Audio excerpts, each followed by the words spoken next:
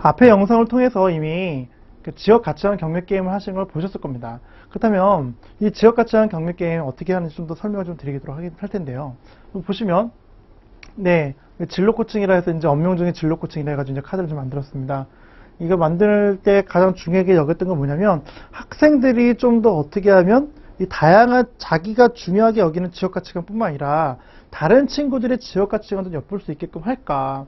그리고 다양한 지역 가치관을 좀 더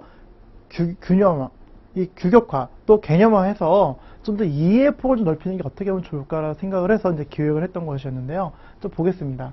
게임 중에 보시면 지역 가치관 카드가 있고요. 근데 직업 목록 카드가 있어요. 직업 목록 카드라는 것은 이제 우리가 흔히 알고 있는 지역 가치관 유형 한 12개 정도에 나와 있는 그 목록들입니다. 그 지표를 확인하죠.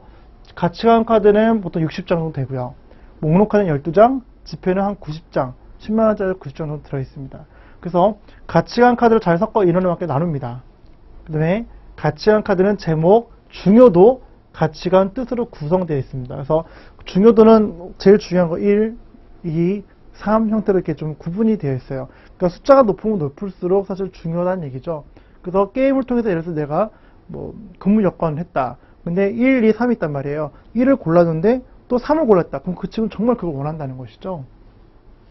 자신이 중요하게 생각하는 세 가지 가치관을 정해 목록 카드에 표시를 합니다. 이 세 가지 중요한 가치관은 게임이 끝나고 큰 점수를 얻을 수 있는 장치입니다. 그래서 자신이 정한 중요 가치관 세 가지는 모두에게 비밀이라는 거죠. 그래서 학생들이 게임하면서도 불구하고 계속 이렇게 오픈해서 하는 경우가 있는데 그러지 말고 좀 비밀 엄수를 해서 해보면 좋겠다는 것이죠. 그래서 선을 정합니다.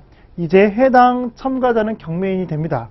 그래서 경매인은 자신이 가지고 있는 가치관 중 다른 사람들에게 공개하고 판매할 카드를 선택합니다. 그리고 해당 카드를 모두에게 공개하고 카드의 내용을 말합니다. 카드의 내용을 말해주는 거예요. 뭐 근무 여건, 그 근무 여건의 뜻을 얘기를 해주는 것이죠. 경매자의 왼쪽에 있는 사람도 공개된 카드에 대한 입찰을 시작합니다. 그래서 입찰이죠. 돈을 거는 거죠. 경매에서 가져온 가치관 카드는 손으로 가져가는 것이 아니라 가지고 온 것은 자기 앞에 내려놓습니다. 다시 말하면 들고 있는 건 자기 게 아니란 얘기죠. 그래서 내놓고 입찰을 통해서 낙찰을 받아갖고 와야지만 그게 자기 거라는 거죠. 최소 입찰 금액 10만 원이며 10만 원 단위로 올라갑니다. 입찰 금액 제시에 시작 금액은 없습니다. 자신의 자산이 허락하는 한 금액을 제시할 수 있습니다. 그리고 입찰 금액의 제시는 이렇게 시계 방향으로 돌아가며 진행되며 자신의 자산을 넘는 금액은 제시할 수가 없습니다. 그래서 패스라고 말하면 이번 입찰에서 아무런 권리도 가지지 않습니다.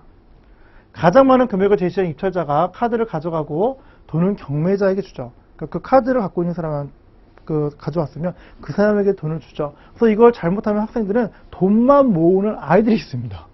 특히 초등학교 4학년들. 예, 좀 심각합니다. 그래서 만약 모든 입찰자가 패스를 한다면 경매자가 해당 카드를 가져갑니다. 그렇죠? 이렇게 경매자 입찰자를 돌아가면서 진행하며 누군가 8종의 카드를 모으는 순간 마지막 라운드가 됩니다. 그리고 게임이 끝납니다. 다시 말해 게임의 종료는 8개의 카드를 다 모으는 학생이 결국은 있다면 게임이 끝이 납니다. 그 안에서 어떤 사람이 우승하는지 보겠습니다. 점수 계산을 통해서 우승자가 되는 것이죠. 먼저 모두 자신이 낙찰받은 카드의 종류만큼 점수를 받습니다. 기본적으로 모두 3만원 점수입니다. 8종류라면 8점이 되겠죠? 이렇게 자신이 낙찰받은 종류만큼 점수를 받은 후 이제 가치관 점수를 따집니다. 처음에 점수를 8개 모아서 8점이 되는 거죠. 가치관 점수는 각자 중요한 가치관 3가지를 모두 함께 겨루는 것이죠. 처음에 자기가 근무 여건, 애국, 봉사를 골랐으면 마지막까지 그 3가지가 있다면 그 친구는 상당히 유리한 선상에 있겠죠. 그래서 각 카드에는 가치관과 설명 외에 커다란 숫자가 있습니다. 1, 2, 3. 이 카드는 똑같은 가치관을 똑같이 가졌을 때 승패를 가리는 도구로 사용됩니다. 먼저 비교할 것은 비교할 가치관의 카드의 장수. 장수와 같다면 숫자의 합을 통해서 합을 비교하게 되어 있습니다. 다시 말하면 근무 여건에도 숫자가 1, 2, 3 그리고 애국에도 1, 2, 3이 나눠져 있어요. 근데 나도 애국을 되게 중요하게 여기는데 저 친구도 애국을 중요하게 여겨요. 처음 단계에서는 8장을 다 모으게 되면 8점이 되기 때문에 무승부라고 가정하겠습니다. 그러면 두 번째 단계에 가서는 중요한 가치관 카드가 몇 장이 있는가. 그리고 그것이 또 똑같다 하면은, 그러면은 나와 있는 중요도가 나와 있는 1, 2, 3을 갖고 숫자를 합해서 이제 우승자를 가리는 게임이 되겠습니다. 이때 중요한 거는 처음에 자기가 계획했던 그 직업 가치관을 낙찰받아갖고 오는 것이 필요하겠죠. 이게 되게 중요합니다. 그래서 이걸 통해서 얻을 수 있는 그 기대 효과는 뭐냐면요. 위 가치관의 그 유형별 직업의 종류를 보고 자신의 직업 가치가 유형과 관련있는 직업은 무엇인지 찾아서 적어보는 것입니다. 그래서 이걸 통해서 알 수 있는 건 뭐냐. 결국 각 개개인에게 중요하게 여겼던 직업 가치관과 거기에 걸맞는 직업들이 어떤 건지 확인함으로 인해서 내가 이런 생각들을 하고 있는데 이것이 어떤 가치와 연결되는지 유형화시킬 수 있는 장점이 있고요. 그걸 토대로 해서 추론할 수 있는 직업들이 있겠죠. 그 사고할 수 있는 능력을 키워주게 되면 나중에 후에 어른이 돼서 혹은 그 성장하는 과정 속에서 자기가 그 조금씩 바뀌는 그 가치관을 좀 더 유형화시킬 수 있는 장점이 있을 수 있고요.